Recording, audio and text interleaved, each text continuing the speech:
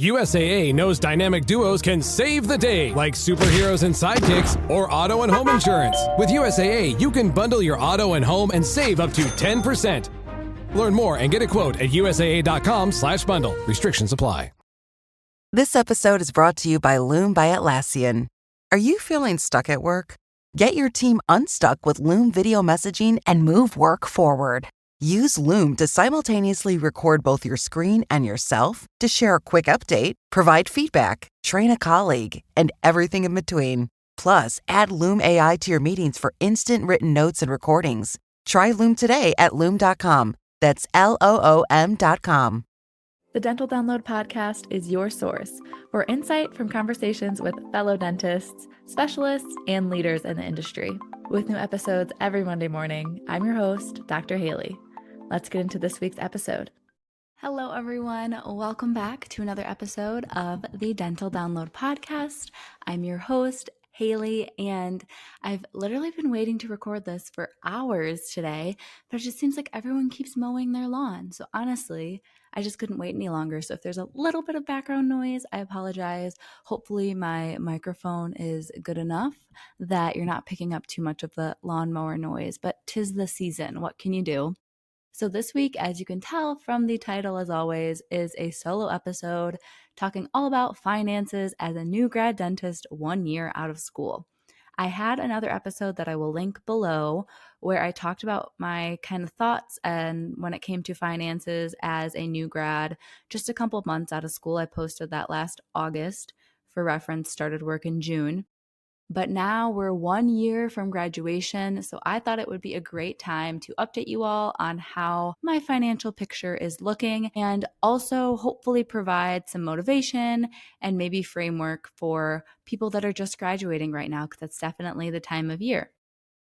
So as I mentioned, I'm 1 year post-grad as of May 2nd and almost 1 year of working on June 10th. And of that time, I would say up until November, December, I was fully on my own solo finance journey. And then towards the very end of 2024, my fiance and I merged finances, which is unconventional to do before getting married. But if you didn't know, we're building a home together. So because we were jointly building a home, we didn't have to merge finances, but the process of the mortgage and all that jazz, it just made things a lot more streamlined and simple to officially merge finances. So we started that process end of 2024, early 2025. So now we're probably 6-7 months into merged finances. And I'm going to talk about that in this episode, not necessarily the process of merging finances, which I'm happy to talk about because that was very interesting, more so psychologically. And that's actually another book that I was going to mention later in this episode is The Psychology of Money, but we're not skipping ahead yet. No spoilers. Anyways, we're not going to be talking about necessarily the psychology and way that we went about merging our finances and the challenges that come with that. I'm just basically breaking up the episode into how I budgeted and saved accordingly as a single income person versus the little bit that's different as doing it jointly. So first of all, I just want to premise that personally, I really do try to have a lot of gratitude and respect for the fact that as dentists, we are high income earners compared to a lot of the general population in the US.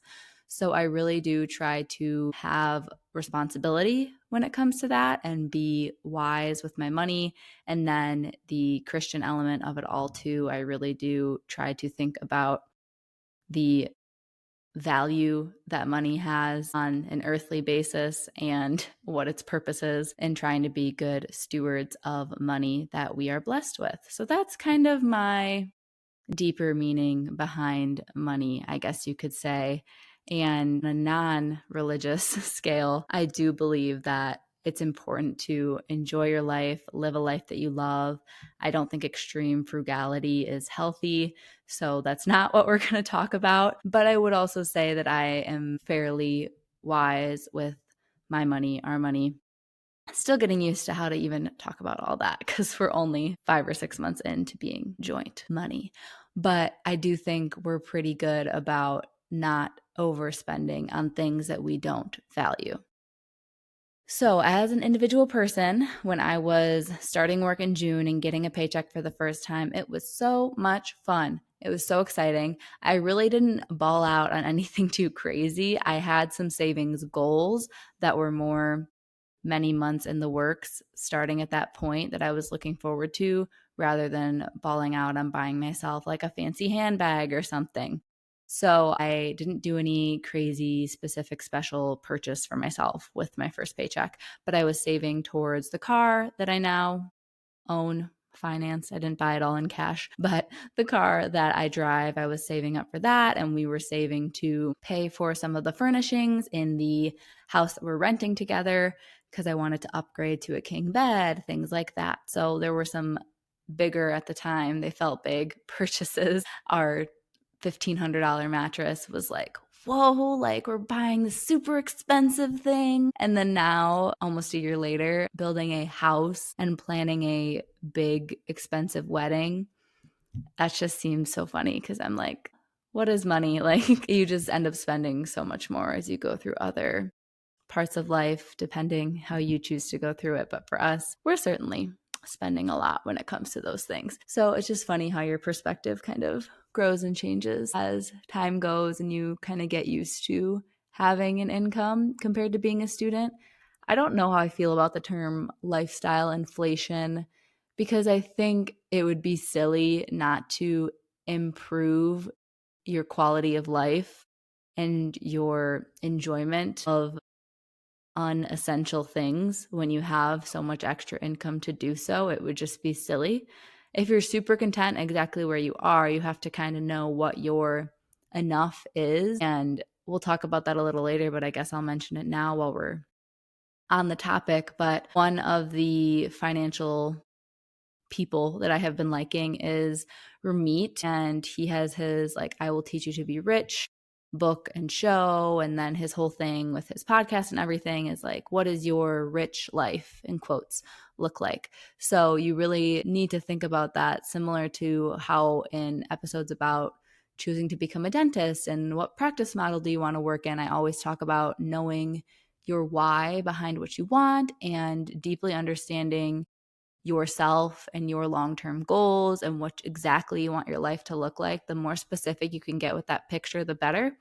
And at some point there should be, you reached what you wanted and you have enough and you're happy and you have everything you could want. And at that point, then, yeah, you have excess money after that. But I don't think there's anything wrong with putting that level of enough in your rich life as a goal to be working towards and upgrading your life as you have the means to do so.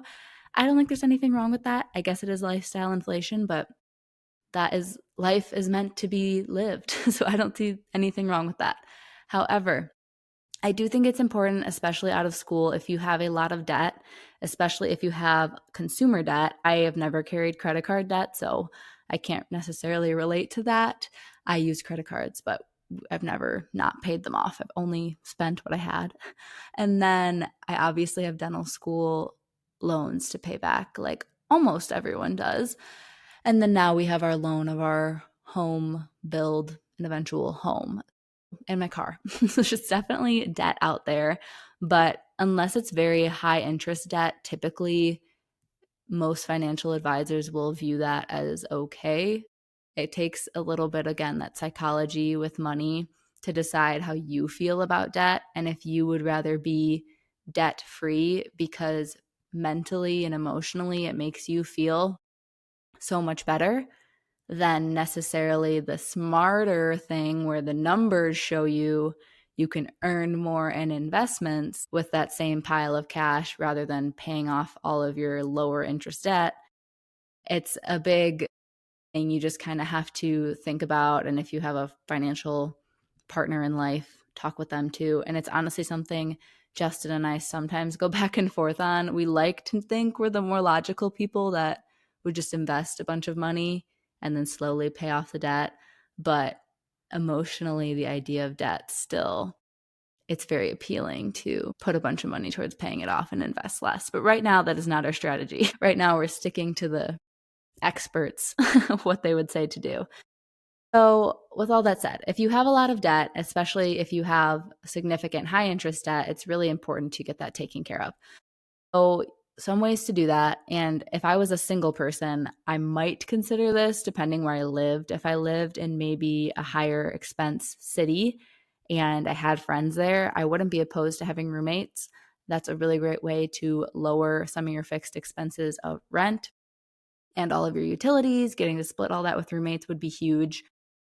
Assuming you maybe don't live in a city or you don't want roommates, some other ways that you can kind of lower those fixed expenses, especially because you might be just moving to a new place for this first job. If you're listening to this as someone that's just graduated school, you have a lot of control about these fixed expenses right now, within reason, of course. You can choose to lower your rent cost by living somewhere that costs less. You can negotiate your rates for your bills or utilities, and you can make sure that monthly you're only spending what you have budgeted as an allotment for discretionary things. I also think that, especially when you're just getting started, it's good to save up for bigger expenses over the course of a couple months rather than using 30% of your paycheck for something that is really glamorous and exciting to you. It would probably be better to do 10% over 3 months. And I think that once you can actually make that purchase after 3 months, you really do value it and hold a lot more pride for having saved up for it. At least I know that's how I felt when I had those bigger things I was saving up for in those first 5 or so months of totally independent finances. So you just want to make sure that you're aware of what you're even spending. This typically you're going to either have to pay for something that tracks all your transactions and tells you, or you will have to manually put it into some kind of spreadsheet. I was using a spreadsheet for the first few months, and then eventually I started working with a financial planner who had a system that is paid for, but because we pay the financial planner, we got access to it for free, that tracks all of our spending, and we were able to see all the different categories. And what's really nice about that, circling back to what I said earlier, knowing what you value and what your best life looks like, you can see, oh my gosh, we spent $300 eating out and 200 of that was fast food. Like, to me, that makes me feel yucky because I know that's not healthy, but maybe your partner doesn't feel that way or something like that. But that's just one example. But you could see, oh, we spent an extra $2,000 last month, but oh yeah, we went on this trip and that was amazing and we loved it. And you might not have to feel any guilt or bad feelings about that purchase because you knew you saved up for it and you were prepared for it and you value it. So it's a good way just to see if you're spending as much as you think you are and if you're spending in ways that you value.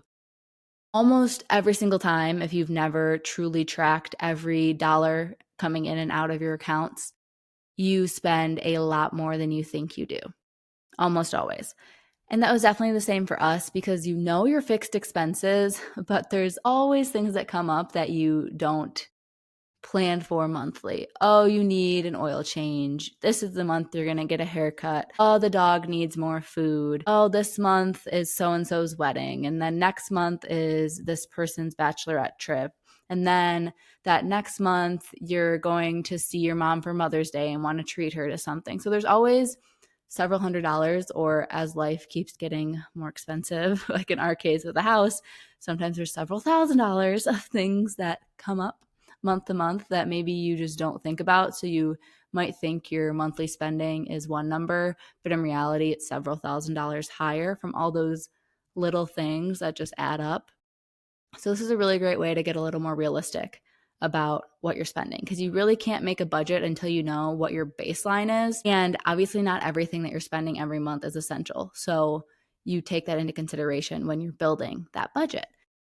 And that is definitely what we did initially. That's what I did kind of close to graduating dental school so that I had an idea of what things were currently like with a student budget. And I also had my boyfriend at the time do that too, so that he could kind of be getting in the right mindset before we eventually got engaged and down the line would merge finances like we have now. And it wasn't until I think the fall of me starting working, which I started working in the summer, that we started working with the financial planner.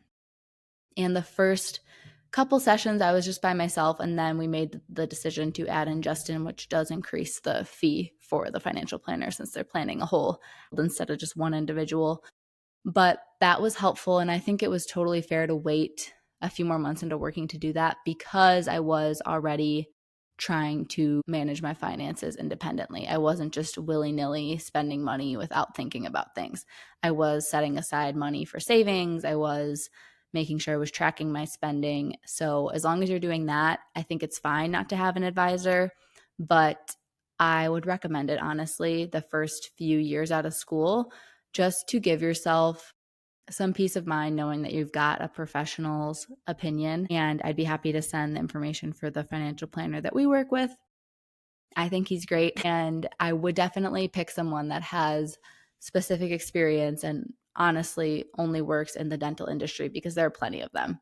It's not as niche as you'd think. And you really want people that understands dentists and what's normal within dentist income and dentist lifestyle. So the last thing I want to talk about when it comes to budgeting is what I did and what was really helpful and how I managed to save up a lot of money in those first few months was I knew how much my monthly expenses were and how much typically those extra things were from tracking my own spending.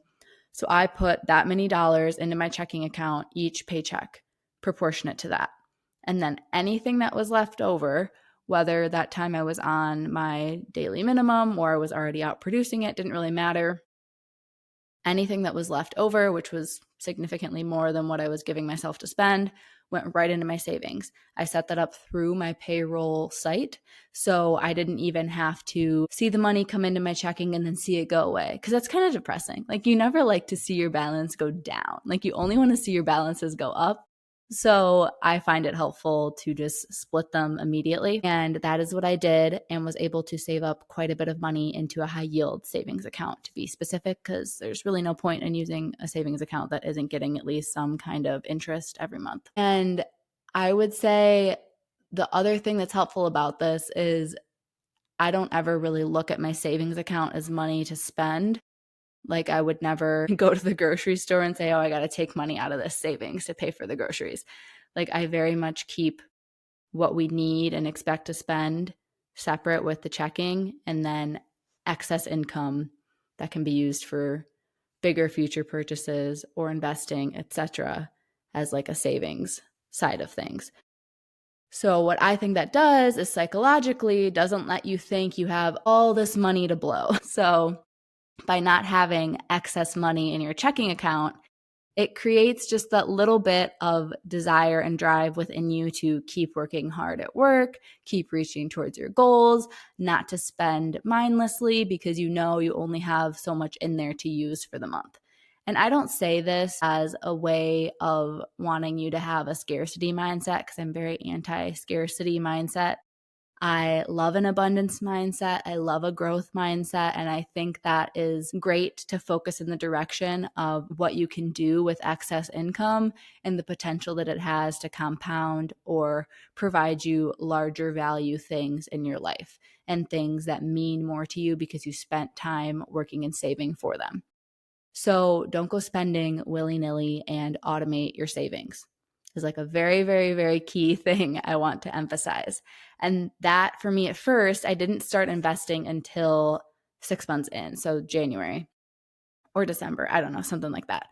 And that wasn't necessarily because I didn't have the money, but I just knew our path with the stuff for the house. And then eventually we were going to be merging. And then we were switching over from the investment website that I had previously used to start a Roth IRA. We were switching to a different brokerage institute thing to work with our advisor and blah, blah, blah. So I was just like, I don't want to be putting money into the one place when we're going to be switching it over soon. So I just kept everything in high yield savings up until the end of 2024. And that's just what works for me. I don't think you necessarily need to wait to start investing once you've built an emergency fund, which we will talk about in a minute here. But I would just say, I think automating whatever you're doing, whether it's saving or investing, retirement accounts, brokerage accounts, is really important, and treating it like a bill, knowing it's coming and knowing you have to have enough in there to pay for it. Sometimes it sucks and it's a little stressful, and you're like, oh, we have this much getting taken out of the account on this day. Like, there better be enough in there. but you'll make sure there's enough in there because you set up that number for a reason and you know you're going to have enough. So as long as you're not spending like a crazy person, you'll have enough money in there. So the last thing I want to leave with before I answer some of your questions that I thought were more related to finances as an individual person is just the framework that we all know the saying, are who you surround yourself with, or you're the sum of the 3 people you spend the most time with, or whatever that saying is. Take in so much from the people that you spend majority of your time with. So whether that be the content that you're taking in on social media, the books, the podcasts that you're reading, the people that you converse with every day, try to find a network of people that you aspire to be like or are similar, at least on your journey, rather than people that are very negative, very draining, have poor financial habits. Obviously, don't cut people out of your life that are important to you, but seek out a network of friends and colleagues that you aspire to be like and you relate to and you're on the same page with, because that really does impact how you act and how you continue to view money and potentials that can bring you. For example, I work alongside some doctors that are several years ahead of me into their career. They are such kind and humble, good people, but they are also very, very successful. And I have learned so much from them, and I find so much motivation from them. So that's just one other thing I want to leave you with, in addition to automating your savings, is also try to surround yourself by people that are like-minded. And hopefully I can be one of those people for you when it comes to your podcast space and also your social media. So now we'll have a little transition to answer some questions that you all sent in on Instagram. And I have 2 buckets of this. We're going to do one now and then one a little later in the episode, because these are ones that I think are more so related to just decisions as an individual person. So the first question says, do you recommend working as an associate or buying a practice right out of school? I would pretty much say there's very rare circumstances where I think you know enough about what you want, the practice model you want, probably the location you want, the patient basis you want, insurances you do or don't want to participate with, procedure scopes that you may or may not have the skill set of. Very, very rare that you know all of that coming right out of school. Some people might, but I would recommend being an associate first for that reason. Not even talking about the dollars and cents and the income potential and the debt, all the pros and cons of weighing those things. I just would give yourself at least a year. Plus, most of the time, if you're buying a practice or if you're doing a startup, you might not have enough patient base to even make ends meet for yourself, and you still might need to associate on the side in addition to maybe working a full-time schedule at this practice that you own. So you might be doing that anyways on top of owning a practice. It's pretty unlikely that you will have the skill set to take on a fully functioning dental practice as a solo owner right out of school. That just is a little bit overly ambitious, but I mean, go for it. If you think you can do it, you probably can. But I know for me and most people, that just doesn't necessarily make the most sense. Income potential wise and tax write-offs and all those things, ownership is awesome. But keep in mind, there's so many different ways to be a business owner these days. You could be a business owner without owning a dental practice, even as a dentist. You can do real estate. You can have just a business for a hobby that you have. I have this podcast. So there's lots of different ways to get those benefits of entrepreneurship and business ownership, tax write-offs, different things, without necessarily owning a dental practice. So also keep that in mind when you're thinking about your finances. But you definitely can and would usually get approved for buying a practice within a year out of school. They really do want to see some proof that you can produce whatever the practice you're trying to buy would be producing and need to produce to meet its overhead. So they like to see production reports from the offices that you were at and things like that. So it's a little bit harder to buy right out of school for that reason. But any kind of student loan debt and things really won't count against you. You pretty much can get 100% financing, but they want to see that you have about 10% of the practice loan amount liquid. So that could be in a brokerage account, not retirement accounts, or in a savings or checking account, not tied up in a house loan or a car loan or retirement accounts, like I said. So those are some things to keep in mind, going through that very quickly. But overall, I would recommend being an associate for many, many reasons. At first, over buying something, not even thinking about finances, but I know this is a financial focused episode, so I wanted to throw in some of those details. The next question is, what is your loan repayment strategy?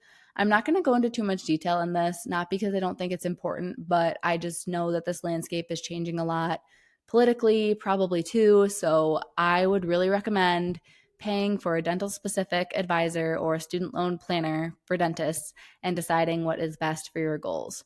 For me, if everything goes to plan, I'm hoping to have my school debt paid off in about 10 years.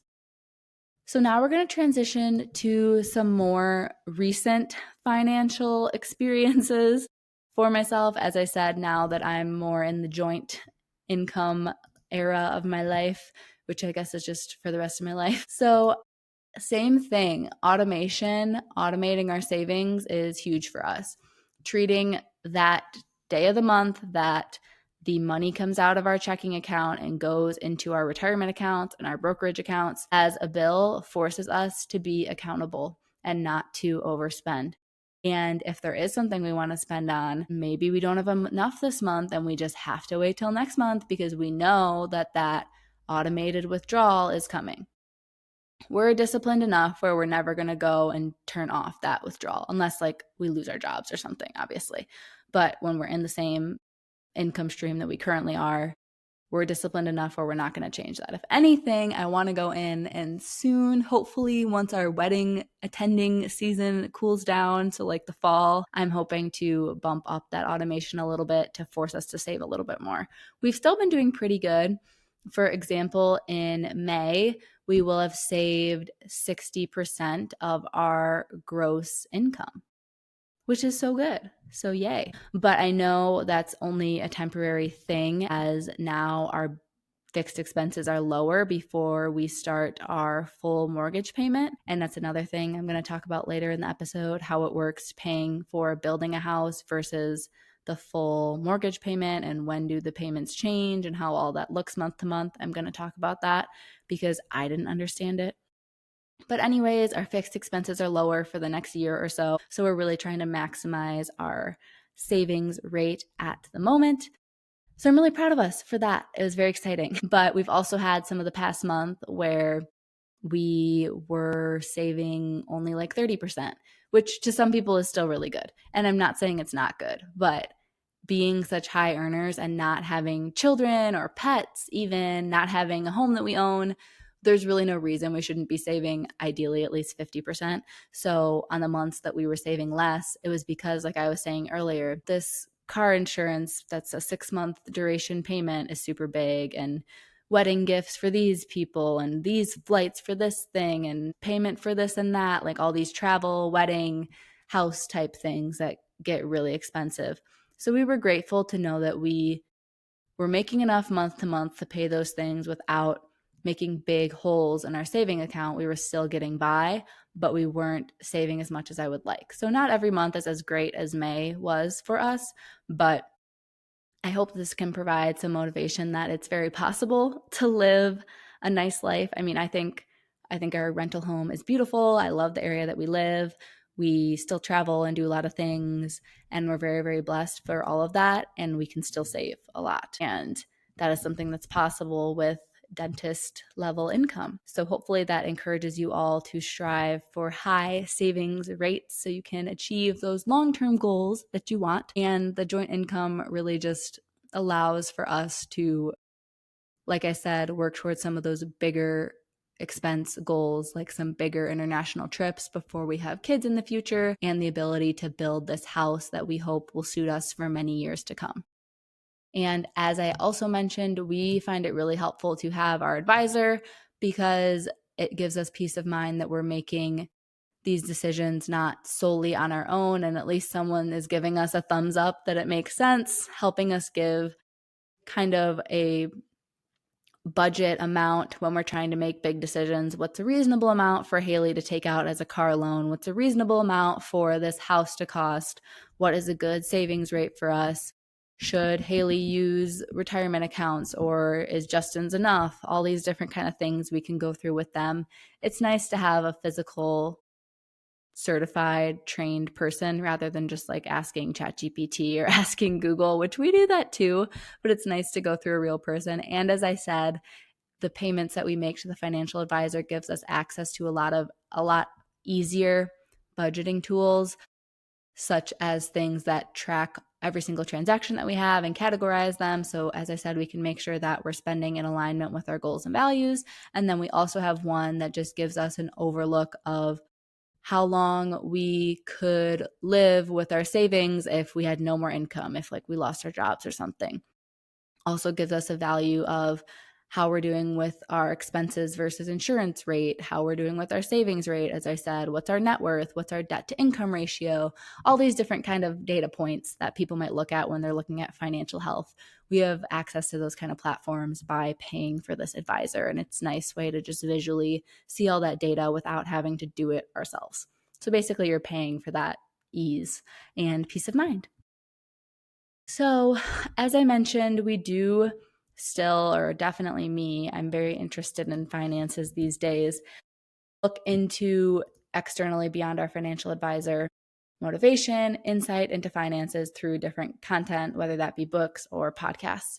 So I'm going to share some influencer social media type people that I like, some podcasts that I like, and some books that I like.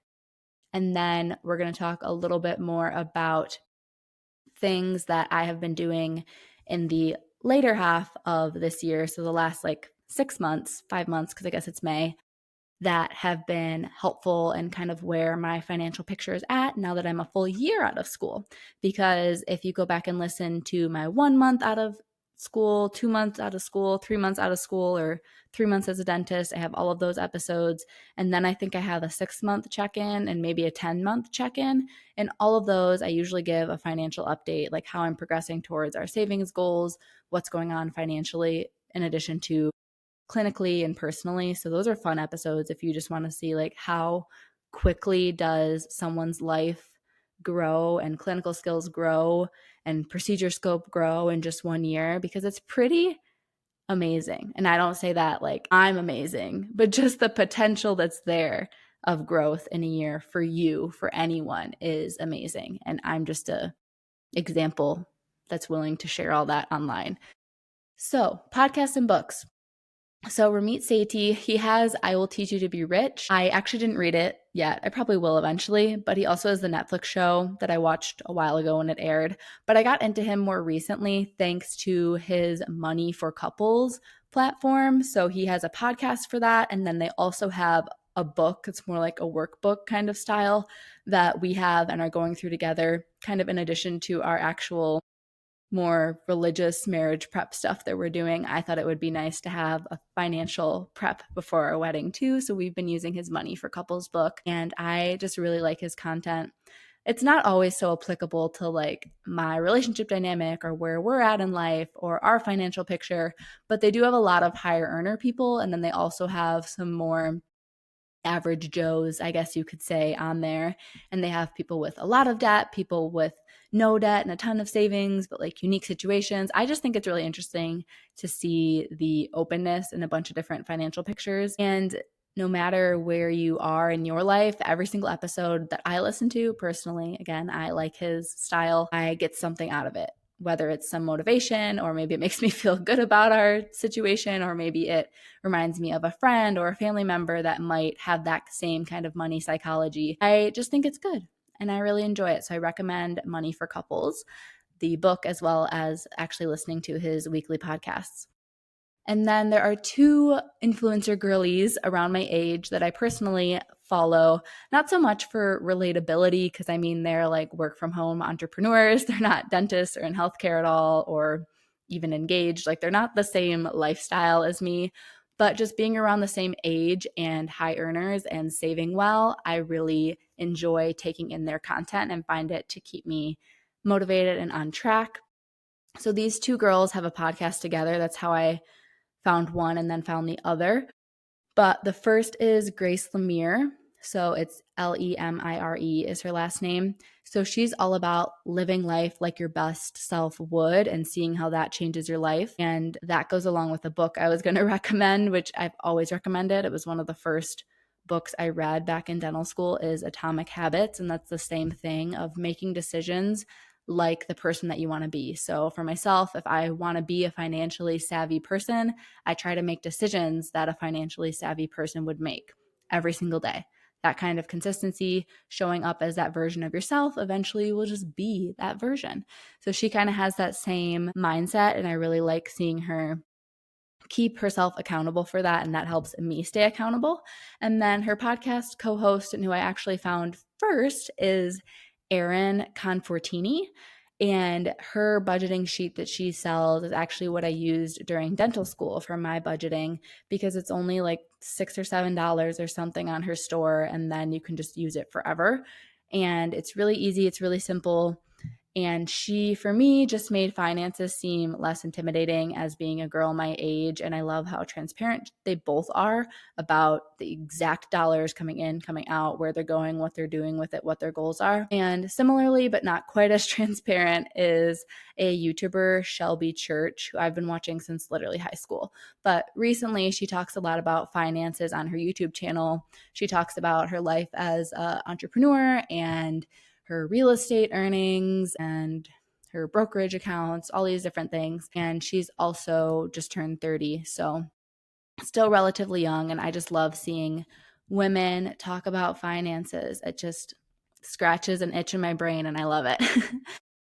But overall, I would say Atomic Habits is a book that you could read. Psychology of Money is another book that I would recommend that I read more recently in the past few months. Atomic Habits I read, 8 years ago at this point. And then really making sure that you consume content, like I was saying before, as well as surrounding yourself physically with friends and colleagues that raise you up and encourage you and inspire you and motivate you. Also consuming content on social media, scrolling TikTok, looking on YouTube. Have podcasts that motivate you as well. These are some of creators and podcasts that I enjoy. Wow, you guys, this is almost maybe the longest episode I've had, because we're not done yet. Hopefully you're engaged, and hopefully, just like for me, listening to people talk about their finances scratches a little itch. Hopefully this does for you too. But we're coming a little more full circle here. We're getting close to wrapping up, and we're going to talk about my financial picture now, 1 year out of school. I'm not going to go into every little dollars and cents of things. Maybe someday we will, but because now all of this involves my partner too, I just don't know where we stand with that. But I will share that, as I said, I'm hoping to have my student loans paid off in about 10 years. I do have $250,000 for that I've been slowly, very, very slowly chipping away at. And recently, back in April, we closed on our mortgage and construction loan all in one, and we've been making monthly payments for that on top of our normal rent for the place that we currently have to live in, because we can't live on the pile of dirt where they are building our house. And a little bit later, at the very end, I'm going to go into how building the house works financially, but we spent many, many months saving up for that loan process, deposit process, and closed back in April. So that was many months of savings for a very important big life step. And now it's kind of come to fruition, because they are working on the foundation and going to start framing our house very soon next month. This episode is brought to you by Chevrolet. When you have 4 new tires, every drive feels fresh. Right now, buy 3 select tires and get 1 for just $1 during the Chevrolet Certified Service Fresh Start Tire event. Visit Chevrolet.com/service offers or see dealer for full details. At participating U.S. GM dealers only. Highest or equal value tire will be $1. Offer ends 5/31/2025. Not available with other offers. This episode is brought to you by Temptations Cat Treats. Your cat will come running for the perfectly irresistible Temptations Creamy Puree and Temptations Lickable Spoon Cat Treats. The best time to feed lickable cat treats to your cat is anytime. feed by hand for a playful moment, in a bowl for a creamy treat, or as a topper to make mealtime fun. Visit temptationstreats.com to learn more. So it took about 3 months, looking back, of me working to build up an emergency fund for necessary and fixed expenses. Now that's built up a little bit closer to where we could probably stretch it 5, even 6 months if we needed to, with just our fixed expenses and cutting everything back if we really had to. So it's a pretty healthy emergency fund. I like the amount. Once we get settled into our home, we're probably going to bump up that emergency fund even a little bit more, just for peace of mind, because then at that point, we're pretty much going to be putting every extra dollar every month into investments and nothing into cash savings, because there's no reason to at that point. Once we're in our house and we have an emergency fund, we don't really have any other big goals to be saving for necessarily. And we have also saved 100% of our goals for our wedding and for our honeymoon. We are not paying for our entire wedding. I'm comfortable saying that. My family is paying for a large portion of it, but we do have another portion that we're paying for. And of course, we're paying for our own honeymoon. So we've saved up everything we needed for that. And I mentioned also this year that I purchased my car. I didn't end up even putting that much down at the advice of our financial advisor, and we were able to invest some of the money I'd saved rather than putting it towards the car. So I have a higher car payment monthly. But like I talked about earlier in the video, there's the financial advisor way of looking at things of low interest debt is not so bad, even though mentally it's a hurdle to jump over. But we went that route for the car payment. So anyways, that was something I saved up for and have kind of checked off the box. It's no longer a part of my savings plan. And honeymoon and wedding are both checked off as well in terms of they're fully funded in our buckets in our savings account. We are working to fill up saving buckets for specific goal amounts for new appliances for our house and for new furniture for our house once we move in anywhere from 8 months to a year from now. We'll see. Like I said, they're just starting framing early June. So we'll see how long the rest of the process takes. And then we also have another bucket that is very, very large that we are working to save for house build overage, which pretty much just means if anything goes over budget beyond what we've already submitted to the bank, we have to pay for it and the bank won't pay for it. So we have to have money on hand in case that happens. And thanks to Justin's, my partner, my fiance, his years of being a working person while I was still in dental school, combined with what we've been able to save in the last 6 months for our brokerage accounts, our investment accounts, means the same thing. We have multiple 6 figures saved as of recently across brokerage and retirement accounts, which was a very cool milestone to hit. And like I said earlier, all of those month to month are on auto pay for our respective brokerage accounts and our retirement accounts. And then after that, with paying off our credit cards every month, paying the auto pay for our savings and investments, paying off our rent and utilities, everything that comes out of the checking account, any money that's left over at the end of the month, because as a dentist, my income is not fixed. It's extremely variable. It can be much, much higher one month and then much, much lower one month. We try to keep our budget based on the lowest expected amount, but I don't have any kind of guarantee. So technically the lowest amount is 0, but that's yet to happen. So we just try to be realistic averages of what we think I'm going to make and build our life budget around that. But it does, in full transparency, create some stress within me of what if I have a really bad month at work. Obviously, that's why we have savings and why we have an emergency fund. It's not that we couldn't pay for it, but like I told you earlier, we really do not like to take out of our emergency fund or savings, even though I know that's what it's for, if it was a true emergency like that. But I will say that's something to keep in mind with dentistry. I've been mentioning like all these things that dentistry affords us to be able to do, which it absolutely does, but technically it is extremely variable. And it literally depends on every single patient that I treat that month, therefore converts to how much dollars I am paid. No ifs, ands, or buts about it. That's just what it is. So sometimes there's a lot of extra income that we have that can go to our savings, or sometimes there's none left. It really just depends. And there's even been a month where we had to take a little bit out of our savings to meet all of our expenses one month. That was when I went away on that implant course because I earned less because I was out of the office a whole week, and also any spending I did while I was at the course.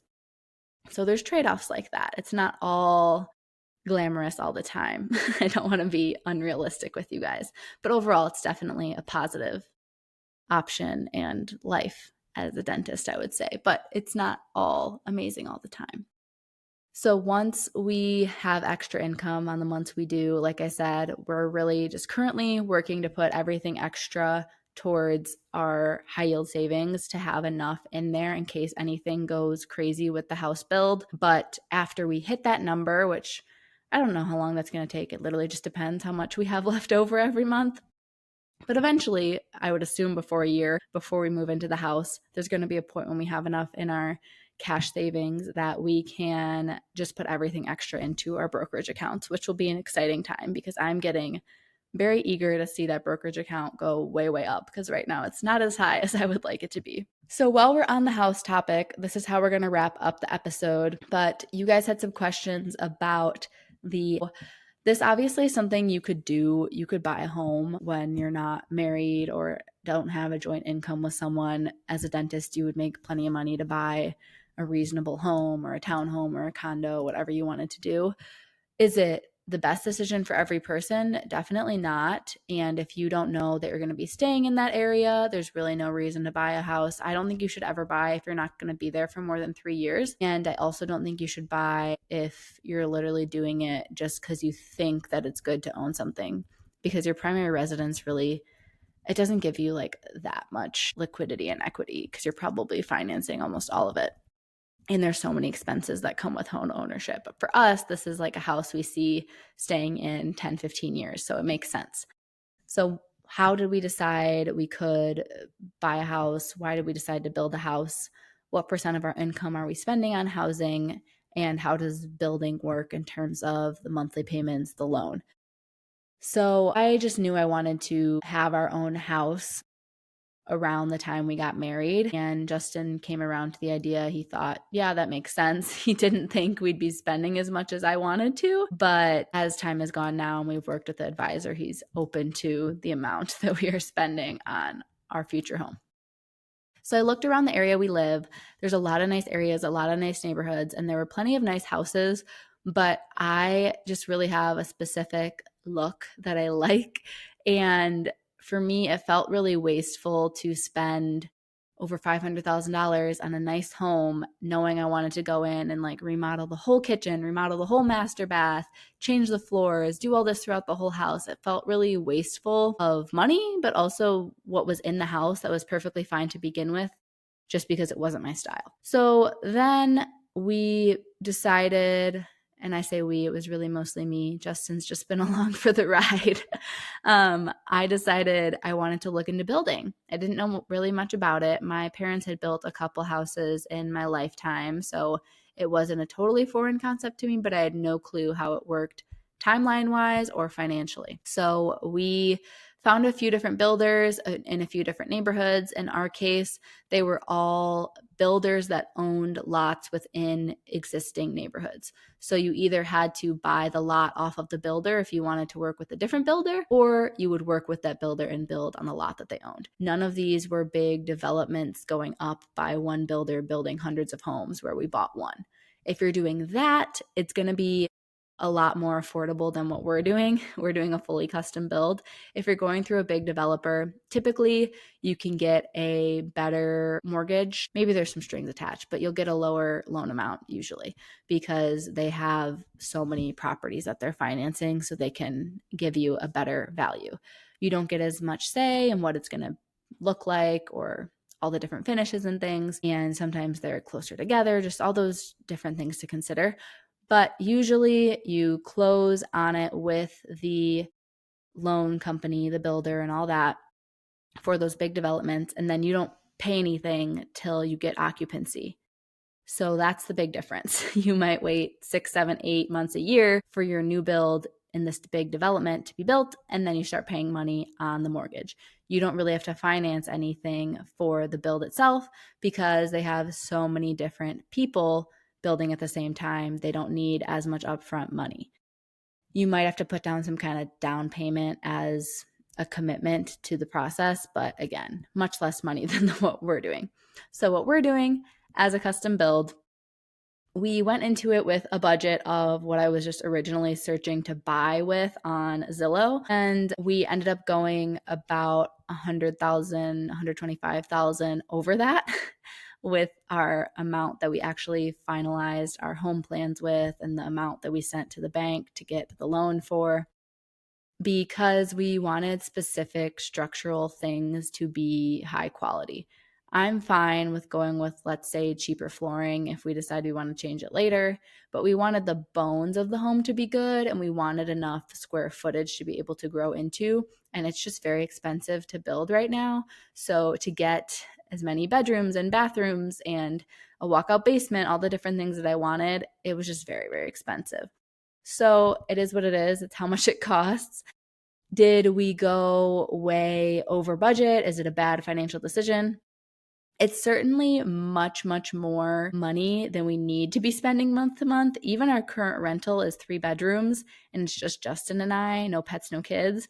So even now we have more space than we need and we're going to be moving into a place that's slightly larger. So it's way more space than the two of us need. But as I said, this is our home for many years that we're building. So we didn't want to buy a quote starter home and then move in a couple years. I didn't like the idea of moving with really young kids or moving while pregnant. It just seemed like a hassle and we had the financial means to afford this. So I was just ready to go and build this house that we want to be in with for a while because we have the financial ability to do so. So why not? Again, could we have moved somewhere for a few years, paid, 50% less? Yes, but I think it's fine. And how do I think it's fine? Because we talked to our financial advisor first. We ran the numbers on our own, kind of going into this, and then we got that professional opinion. So he said this certain number of an overall home price and therefore monthly payment based on the average interest rates right now is a good number. You could be as high as this other number. And at that point, he said we'd probably start to feel more house poor. We'd be stressed month to month with that amount of a monthly payment and feeling like we didn't have enough left for our other goals, like paying down my student loans, being able to travel, starting a family. So even though we raised our budget of this build, I said another like $100K, that mortgage amount plus the monthly expenses like homeowners insurance and property taxes are still going to be just at 28, 29% of our gross income. And I literally didn't really understand this till I started working. So gross is your income after taxes. Net is before taxes. So, who really cares about net anything? You don't ever see the money that goes to taxes. So it's all about the gross income. That's all that matters. That's reality here. Net is just a fairy tale. So your gross income is what you should really think about. And usually the advisable maximum for people that they tell you not to go over, that's a very healthy amount to spend on your home or rent, is 30% of your gross. So we're still good. And honestly, this is us assuming that me 1 year into working, Justin 6 years into working, that it's 28% of what we're earning now. And hopefully my income's going to go up a bit as I keep expanding my skill set and everything. And then Justin is a salaried job, so hopefully he'll get some raises over the years. So ideally, when we're in this house 10, 15 years, that monthly payment will end up being a lower percent of our income. Let's say every 5 years or so. That's a good goal to have. But don't even get me started. Like the potential my income could go up if I ended up doing a partnership opportunity with my practice, because it's such a crazy thought. And as time goes, if I'm going through that process, I'll definitely share what I can. I don't think that's anything that would happen in the next year or two for sure, but it's definitely something I'm interested in. But it's such an overwhelming, scary, confusing, and also exciting thing to think about because, as I said, I'm surrounded by these other doctors who are pretty transparent with me. So knowing the amount of debt it would take to partner in, but also the potential that could bring long term is so overwhelming. So it makes I don't know, all of these dollars and cents that we talk about now between Justin and I look like, it makes the dollars we talk about look like cents. Let's just say that. There's a lot more income potential that comes when you're a dental practice owner. But there's also a lot more stress and debt and all those different things. So that's something that if we cross that bridge at some point, we will be working with an advisor to figure all of it out. So last thing I'm going to talk about is the monthly payments and the loan. So we did a physician loan or a doctor loan program through a credit union where we could put 0% down. So we're taking out the maximum amount of debt and interest. As I said, mentally, emotionally, maybe some of you feel like you're having a heart attack when I tell you that. But the amount that money is worth to us right now to be able to invest or to give us peace of mind and opportunity to do things that we want to do right now is worth it to us, and was also advised by our advisor. So we didn't put anything down when we closed on this loan. As a matter of fact, they handed us a check for 12 grand when we closed on the house. How did that work, you might ask? So we had to pay a deposit to our builder to commit to building with them and to this lot. So we put, I think it was $20,000 down with the builder. And then at closing, our bank took that into account and then gave us money back, which was the deposit from the builder minus closing costs is what we got back. So that was pretty sick. Did we go and do a crazy trip or buy myself a bunch of handbags? I keep saying handbags. I don't own anything designer. But did we do any of that? No. What did we do with it? We put it back into our high yield savings and we're using it for that house build safety net. Eventually, hopefully we don't need to use any of that house build safety net and it'll just all go into investments. But we did that physician loan. Some of the nice things about it is you can work with them to figure out how much you want to put down. Some places will let you put nothing down. You could do 5%. You could do as much as you want usually. But you also usually can get out of mortgage insurance. So we don't have a monthly payment for mortgage insurance. We just have to have insurance on our home itself. And during this building year, we have to have a builder's risk insurance. So those are just something you have to have. Monthly payment wise, as I mentioned, with a custom builder is a lot more expensive than a big development because the bank is taking on a lot of risk by financing hundreds of thousands of dollars for your plot of dirt. So basically, they want to know that what they're financing is legitimately worth that many dollars if you were to default on your loan. So they assess your plan, which is going to be made by your architect, designer, and your builder, and they're going to have a whole spreadsheet of how much everything is supposed to cost. They're going to have a whole write-up of all the different quality of trims, what products are going to be used in the house, how big is it, how many rooms, how many bedrooms, how many bathrooms, how many garage stalls, where is the house located, and then the bank is going to appraise it and make sure it's worth the value that you're asking for. And then once they start building is when you start paying. Essentially, the whole time for the duration of the build, let's call it 1 year to keep it simple, you are paying the bank money as a thank you for paying for your build. So you're paying them the interest during that year, and that is it. Your loan is not accruing more interest, which is nice. So as they go through the build process about 5 or 6 times, they're taking out money from the bank, they being the builders. The builders are taking money from the bank in what is called a draw. So each draw, they tell the bank, we need $150,000 to the foundation and the framing. And the bank says, okay, here's your first check.